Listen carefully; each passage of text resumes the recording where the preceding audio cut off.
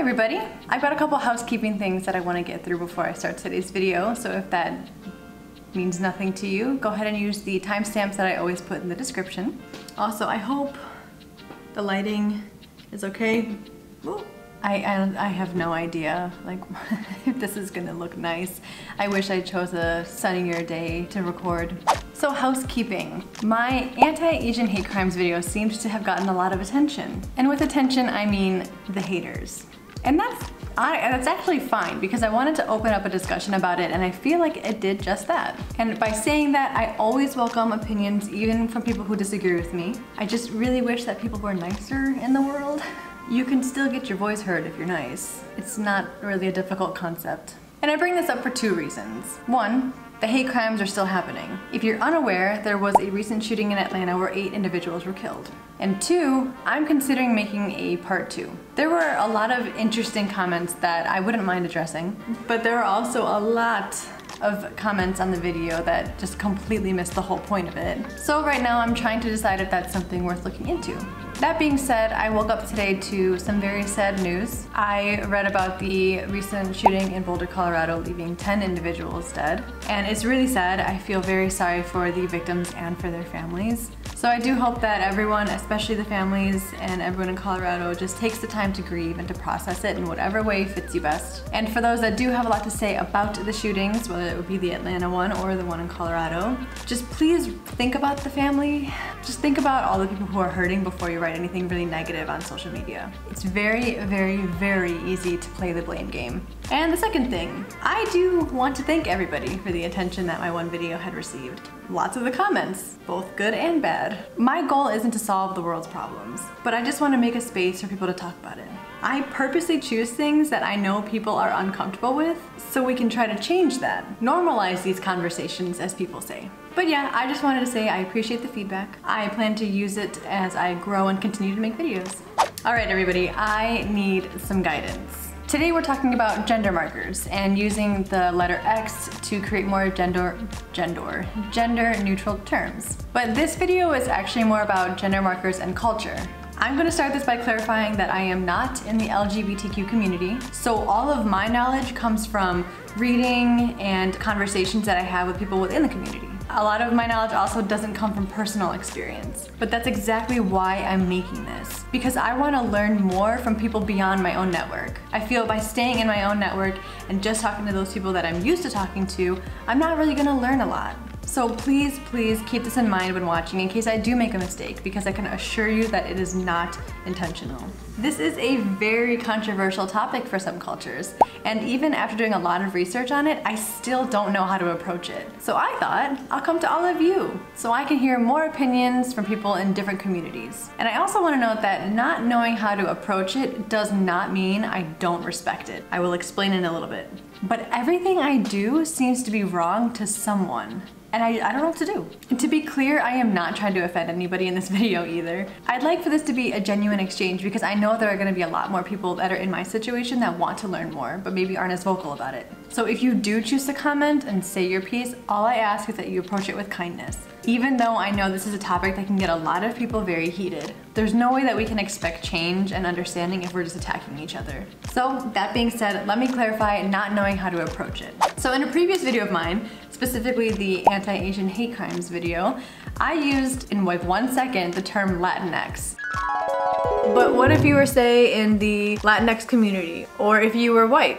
And I was referring to Latinos of all genders, and I got an earful. Truthfully, it was really frustrating. I may be late in the game, but I first heard about gender markers in grad school my first semester, so fall of 2019. And it was emphasized to us that using gender markers was going to create a more inclusive environment. And I always want people to feel included, so here I am completely open to learning about it. However, I've seen so much pushback on it, especially when you're talking about culture. So it feels like a lose-lose situation. I use the term to be inclusive, but then I never get the same kind of response from everybody, and it gets even more confusing from there. So someone kindly correct me if I'm wrong, but I've read that gender markers was created in the LGBTQ community in the US to be more inclusive of people who identify as trans or non-binary, and then it just kind of slowly evolved from there. I've seen it used with prefixes like Mr. and Mrs. where they changed the R or RS to an X, and I've also seen it with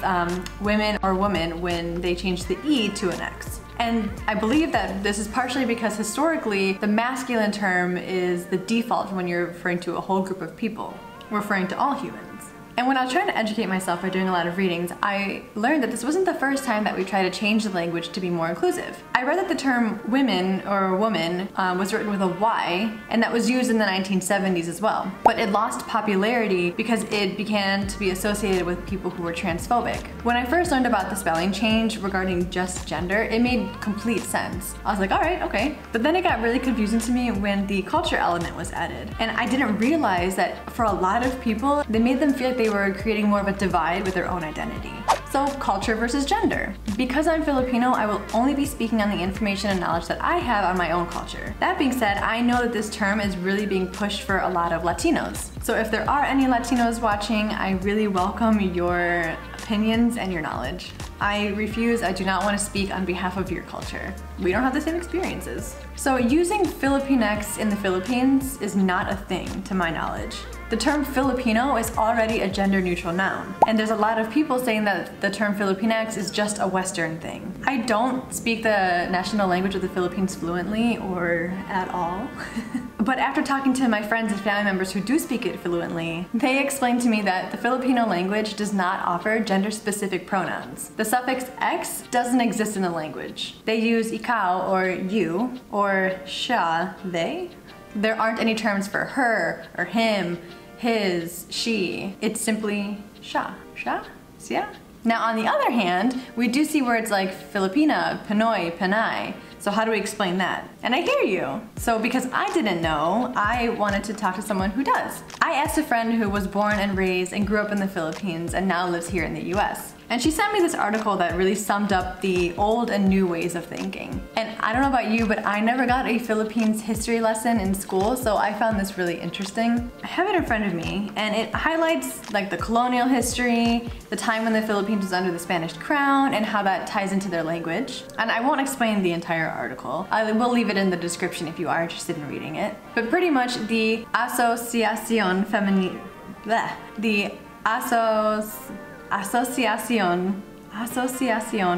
Feminista Filipina was created in 1905, and it was to secure reforms in schools, prisons, factories, and other institutions employing women. Also, sorry, I have my laptop in front of me because I don't want to get anything wrong. So it stems from early Filipina feminists. And the term Pinoy came from Filipino immigrants living or born in the US. And it's to my understanding that the term Pinoy or Pinay is to differentiate between Filipino Americans and those who live in the Philippines because they have different experiences. They have different experiences and different identities from people in the Philippines. I also found a Twitter thread by Kevin Nadal, if I'm saying that last name right, that gave a lot of historical context. And again, I will leave the link in the description. But one thing that stuck out to me was the reference of the generational difference. Kevin highlighted that older generations most likely dislike that term, which means that it wouldn't be representative of everybody. So then how does that tie in with the intention of the word? Again, like I said before, a lot of people think that the term Filipinx is more of an American thing than something in the Philippines, but that's the point, is it not? Another article, Henri Ichimura, and I'm sorry again if I pronounced it incorrectly, wrote an article for Esquire Philippines, and it was titled, "Leave the Filipinx Kid Alone." And it was written that Filipino Americans are pushing their westernized, colonized ideals onto the greater Filipino community. But later they bring up that context is key, which I do have to agree with. This specific paragraph caught my eye. Talking about the term Filipinx, it may not be relevant to people in the Philippines, but what about those living in other countries? What about those who have different racial and gender issues? Because again, culture plays a huge role. I don't know, maybe it just comes down to empathy. Ooh, this was also interesting. Leaving the term where its creators reside so they can feel accurately represented. I thought that was interesting because I don't think I've ever heard that from anybody before. I guess it pretty much is like if it means nothing to you, don't use it yourself. Anyway, the point of that article was that it's completely irrelevant in the Philippines, but it provides a safe space for people abroad. Thoughts on this? Another interesting paragraph from Vice.com, and I saw one paragraph that specifically said that using this term shows privilege.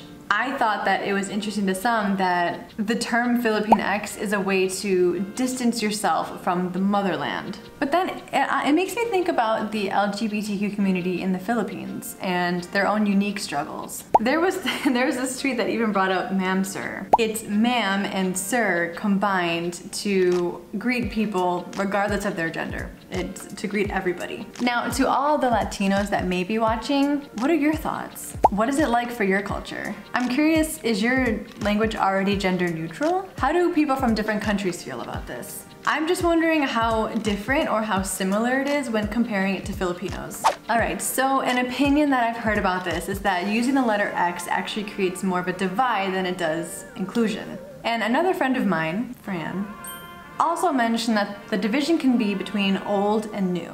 So think about that generational difference again. How do older generations feel about this, you know? So I do want to leave this video with a couple of questions for you all. Do you feel like this change in language causes more of a divide? And another thing to think about is, what are your thoughts on how ethnicity influences language? And again, let's have a discussion about this and try to educate one another. Let's not attack one another. So yeah, that's today's video. I really want to reiterate, if you plan on leaving a comment, please try to be kind. Also, I feel like I need to know that I am fully supportive of however people want to identify, even if it's not similar to what I identify with. Our language is ever changing, and by accepting that, I have become so much more open to having those conversations about it. But I will say it is difficult to have those conversations when you feel like you have to walk on eggshells. It does become difficult when you try to be inclusive and then it ends up backfiring. It's wild to see how language evolves. So feel free to subscribe. If not, feel free to follow me on Instagram. My handle is Intricate. Otherwise, I'll see you at the next one. Thank you. Bye.